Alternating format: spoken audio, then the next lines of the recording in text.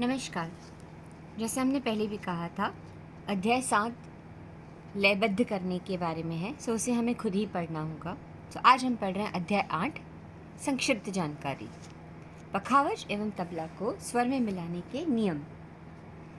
पखावज अथवा तबला वादन के पूर्व उसे अनुकूल एवं इच्छित स्वर में मिलाना भी आवश्यक है।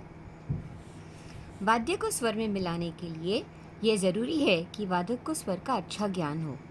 अतः सफल पखावजी अथवा ताबलिक बनने के लिए वादक को स्वरों का आधारभूत ज्ञान होना आवश्यक है। वादक को सर्वप्रथम यह जानना चाहिए कि मुख्य कलाकार किस राग की प्रस्तुति करने जा रहा है और उस राग में किन किन स्वरों का प्रयोग होता है। षडश सा सभी रागों में प्रयुक्त होने वाला अचल स्वर है और गांभीर्य पसंद कलाकार जब किसी गंभीर राग की प्रस्तुति करते हैं तो चाहते हैं कि वाद्य सा में ही मिले। यदि कुछ कारणवश या मुख्य षडश स्वर का तबला नहीं है तो सामान्यतः मध्यम अथवा पंचम स्वर के पखावज या तबला को मिलाया जाता है। जिन रागों में पंचम नहीं होते हैं तो उन रागों के लिए मध्यम स्वर में मिलाया जाता है। तबला जोड़ी के बाएं मुख पर स्याही लगाई जाती है तो पखावज के बाएं मुख पर गेहूं के गीले आटे को लगाया जाता है। कुशल वादक दाएं के साथ साथ बाएं को भी स्वर में मिलाते हैं। बाएं को मिलाने का एक विशिष्ट नियम यह है कि वह तबले का स्वर षडश में लगाया जाता है तो डगे का मंद पंचम स्वर में लगाया जाता है। यदि राग में पंचम स्वर नहीं है तो डगे का स्वर मंद मध्यम या मंद षडश को लगाया जाता है। पखावज और तबला जैसे साज को मिलाने के लिए गजरा, गट्टा और बद्दी तीनों का आवश्यकता अनुसार प्रयोग करना पड़ता है। आधा अथवा उससे कम स्वर का अंतर होने पर गजरे पर उसे प्रहार किया जाता है। अगर अंतर लगभग एक स्वर का हो तो गट्टे पर प्रहार किया जाता है। अगर इससे भी अधिक का अंतर हो तो बद्दी को चढ़ाया जाता है या उतारा जाता है। गट्टे अथवा गट्टे पर ऊपर से प्रहार करने से वाद्य में खिंचाव पैदा होता है, कसाव आती है जिससे स्वर ऊपर की ओर चढ़ता है, जबकि नीचे से ऊपर की ओर प्रहार करने से वाद्य में ढीलापन आने के कारण स्वर ऊपर से नीचे की ओर उतरता है। अतः अगर पखावज या तबले को थोड़ा सा चढ़ाना हो तो गजरे पर ऊपर से प्रहार करें। लगभग एक स्वर चढ़ाना हो तो गट्टे पर ऊपर से प्रहार करके उसे नीचे की ओर खिसकाएं और अगर गट्टे उससे भी अधिक चढ़ाना हो तो गट्टे पर बद्दी से चढ़ाएं। वाद्य को अगर उतारना हो, स्वर को कम करना हो तो इसकी विपरीत प्रक्रियाएं करनी पड़ती हैं। सामान्यतः महिलाएं चौथे और पांचवें काले में गाती हैं जबकि पुरुष पहले और दूसरे काले में। लेकिन यह कोई सर्वसामान्य नियम नहीं है। तंत्र और सुशील वाद्य में भी अपनी प्रकृति के अनुसार अलग अलग स्वर में मिलाए जाते हैं। अलग अलग वादक अपने अपने वाद्य को अलग अलग तरीके से मिलाते हैं। एक तकनीक तो ये है कि गजरे से 16 घरों की बारी बारी से मिलाए जाए। दूसरी तकनीक ये है कि क्रमशः आमने सामने के घरों को एक के बाद एक क्रमशः मिला लें।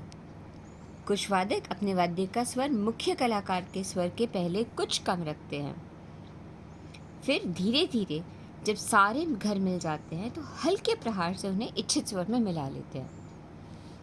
हर वाद्य की अपनी सीमा होती है, अतः उसके स्वरों को चढ़ाने या उतारने की अपनी सीमा होती है। पहले काले के तबले को पांचवें या दूसरे काले तक तो मिलाया जा सकता है, लेकिन उसके स्वरों में इतने अधिक बदलाव करने पर उसका स्वाभाविक नाद और गुण सौंदर्य समाप्त हो जाता है। उल्लेखनीय है कि छोटे आकार के साज ऊपर से टीप के स्वरों में अच्छा बोलते हैं, जबकि बड़े आकार के साज नीचे के स्वर में। इसीलिए अधिकांश ताबलिक कार्यक्रमों में जाते समय अलग अलग स्वरों के 2 तबले लेकर जाते हैं ताकि अलग अलग स्वरों में गाने बजाने वाले कलाकारों के साथ कुशलतापूर्वक वादन किया जा सके। आगे पखावज में आटा लगाने की विधि है जो कि तबला थियरी में नहीं आती है। सो हम आगे बढ़ते हैं। गायन, वादन तथा नृत्य की संगत एवं नियम। आजकल तबला एक अत्यंत प्रचलित वाद्य है तथा तबला वादक को इसी गायन वादक को भी गायन वादक का नृत्य कलाकार की भांति अच्छा मान सम्मान रसिक श्रोताओं से प्राप्त होता है। क्योंकि गायन वादन तथा नृत्य की अच्छी रंगतदार प्रस्तुति में तबला वादन की भूमिका अत्यंत महत्वपूर्ण मानी जाती है। तबला के छात्रों को स्वतंत्र तबला बजाने के साथ साथ इन बातों पर भी विशेष ध्यान रखना चाहिए कि तबला वादन क्षेत्र में तबला संगत का कितना महत्वपूर्ण स्थान है। गायक जिस स्वर में गा रहा है तबला ठीक उसी स्वर पर मिला होना चाहिए। कभी कभी बायां मिलाने का भी रिवाज है। बायां भी मिलाकर ऐसा कर लो कि दाएं के साथ उसकी गूंज बेसुरी ना मालूम पड़े। गायक का आलाप ध्यान से सुनना चाहिए। अधिकांश गायक लोग जिस लय में आलाप करते हैं ख्याल भी उसी लय में शुरू करते हैं। इसके बाद तबला वादक को ये देखना चाहिए कि सम किस शब्द पर है और सम से कुछ मात्रा पहले से एक टुकड़ा बजाकर सम पर मिलाना चाहिए। बाद में स्थाई एवं अंतरा में सीधा सीधा ठीका लगाना चाहिए। गवैया जब ताने लेना शुरू करते तो तानों के साथ साथ बोल नहीं बजाते। इससे गाने का रंग बिगड़ता है। बाद में अवसर देखकर बोल तानों के साथ साथ बोलों द्वारा संगति करनी चाहिए। मगर संगत के बोल उसी लय के होने ज़रूरी हैं जिस लय की ताने हों। जब गाना समाप्त हो तब भी एक बोल बजाकर ही समाप्त करना चाहिए। सितार, सरोद इत्यादि जैसी बाजों के साथ भी संगत करते का नियम करीब करीब इसी प्रकार का है। फर्क इतना है कि गायन में अधिक बोल नहीं बजाए जाते, किंतु स्वर वाद्यों के साथ संगत करने के लिए तबला वादक को उसकी लयकारी के साथ साथ बजाने के लिए तरह तरह के लयकारियों के बोल होने ज़रूरी हैं। झाले का साथ करने के लिए ठेके की तैयारी भी वांछनीय, दैट इज़ नेसेसरी है। ठेके को तरह तरह से लय में बांटने का भी अभ्यास होना चाहिए। तार वाद्य की संगत दो प्रकार से होती है। पहली, सितार या सरोद वादक अपनी गत के साथ किसी भी लयकारी को बजाना शुरू करें तो तबला भी उसके साथ शुरू हो जाता है और विभिन्न लयकारियों में उसी के साथ संपर आता है।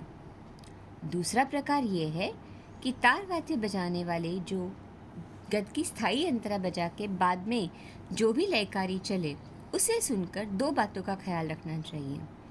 एक, किसी मात्रा से उठकर कितनी आवृत्ति बजाकर सम पर आया है, और दूसरा, किन के लयकारियों को सम तक बजाया है। ठीक उसी प्रकार से तबला वादक को भी उसी मात्रा से उठकर और उन्हीं लयकारियों को बजाकर सम पर मिलना चाहिए। नृत्य की संगत के लिए नृत्यकार जब नृत्य के लिए खड़ा हो तब एक टुकड़ा बजाकर लहरा के साथ सम पर मिलाना चाहिए और बाद में नृत्यकार जिन जिन परन टुकड़ों को मुंह से पढ़े उन्हें ध्यानपूर्वक सुने तथा बाद में नृत्य में ही उन्हीं टुकड़ों या परणों को बजाना चाहिए। अगर वो टुकड़े परन याद ना हो तो उन्हीं लयकारियों के तथा उतनी ही आवृत्ति के दूसरे टुकड़े पर या परन बजाए जा सकते हैं। इसी के साथ हमारा ये अध्याय भी समाप्त होता है। आगे हम पढ़ेंगे अध्याय 9। धन्यवाद।